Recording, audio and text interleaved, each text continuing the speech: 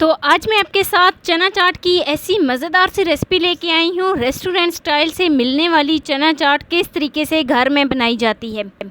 Restaurant में जब हम चना चाट खाते हैं या किसी बाहर होटल से हम चना चाट खाते हैं तो उसका जायका एक अलग सा क्यों होता है, हमारे घर में वो जायका क्यों नहीं बनता। स्टेप बाय स्टेप मैं आपको बताऊंगी कि आप किस तरीके से रेस्टोरेंट से मिलने वाली चना चाट आप घर में बना सकते हैं। बहुत आसान है इसको बनाना। बस कुछ ऐसे टिप्स होते हैं जिनको आप फॉलो करोगे तो आपकी चना चाट भी बिल्कुल रेस्टोरेंट स्टाइल में बनकर तैयार होगी। तो बिना टाइम वेस्ट किए वीडियो शुरू करते हैं। लेकिन वीडियो शुरू करने से पहले यहाँ पर आपसे एक छोटी सी रिक्वेस्ट है कि चैनल पे न्यू है तो प्लीज़ चैनल को जल्दी से सब्सक्राइब कर दें और बेल आइकॉन को प्रेस कर दें ताकि मेरी डेली की वीडियो आप तक पहुँच सके। तो चलिए जी शुरू करते हैं। बिस्मिल्लाहिर्रहमानिर्रहीम। यहाँ पर मैंने एक पैन में 2 टेबलस्पून ऑयल लिया है। तो जैसे ही ऑयल जो है वो बहुत ही अच्छे तरीके से गर्म हो जाए तो मैं इसमें कुछ मसाले शामिल करूँगी, जिसमें मैं शामिल करूँगी 1/2 टीस्पून काली मिर्च पाउडर और 1 टीस्पून इसमें मैं शामिल करूँगी धनिया पाउडर। तो दोनों को शामिल करने के बाद बहुत ही अच्छे तरीके से मिक्स कर लूँगी। तो अब मैंने यहाँ पर आलू लिए हैं, इनको मैंने बारीक बारीक इस तरीके से कट कर लिया था, बहुत ही अच्छे तरीके से धो लिया था। तो आलू शामिल करूँगी और बहुत ही अच्छे तरीके से मिक्स कर लूँगी। जैसा कि ये कच्चे आलू थे, इनको मैंने बारीक बारीक इस तरीके से कट किया था। तो अब मैं आलू शामिल करने के बाद इसको तकरीबन 3 से 4 मिनट के लिए पकाऊंगी ताकि आलू जो हैं वो बिल्कुल सॉफ्ट हो जाएं।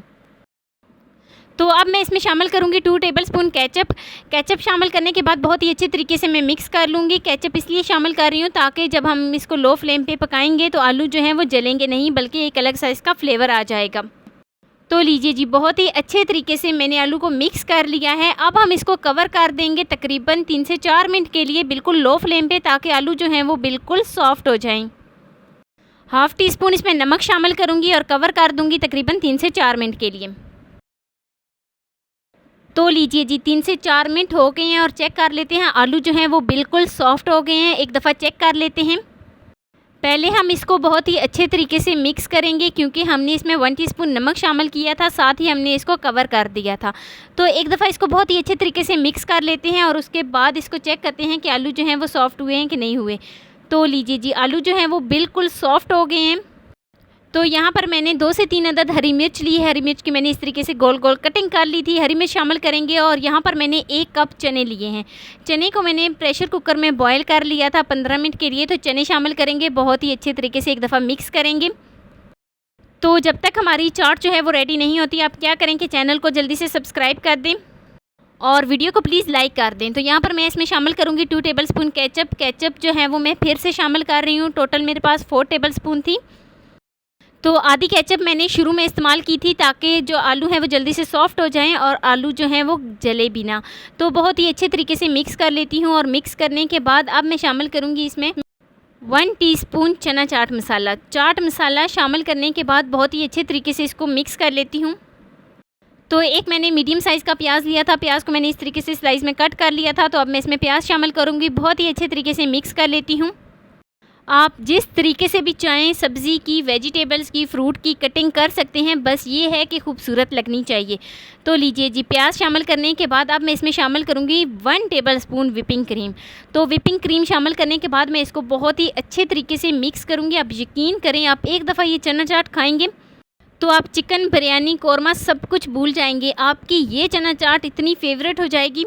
तो यहाँ पर मैंने एक मीडियम साइज़ का टमाटर लिया था, उसको मैंने बारीक बारीक काट लिया था। मैंने आलू, प्याज और टमाटर की जो कटिंग की शेप है वो एक जैसी रखी है। तो टमाटर शामिल करने के बाद बहुत ही अच्छे तरीके से मिक्स करूँगी। अब मैं यहाँ पर साथ ही फ्लेम को ऑफ़ कर दूँगी। अगर हम मज़ीद इसकी भुनाई करें तो इससे क्या होगा कि जो हमने टमाटर और प्याज इसमें शामिल किए हैं, इनका कच्चापन जो है वो ख़त्म हो जाएगा और इनका टेस्ट जो है वो ख़राब हो जाएगा। तो बस हल्का सा हमने इसको जो है ना मिक्स करना है और साथ ही फ्लेम को ऑफ़ करना है और हमारी चटपट सी चना चाट जो है वो बनकर तैयार हो गई है।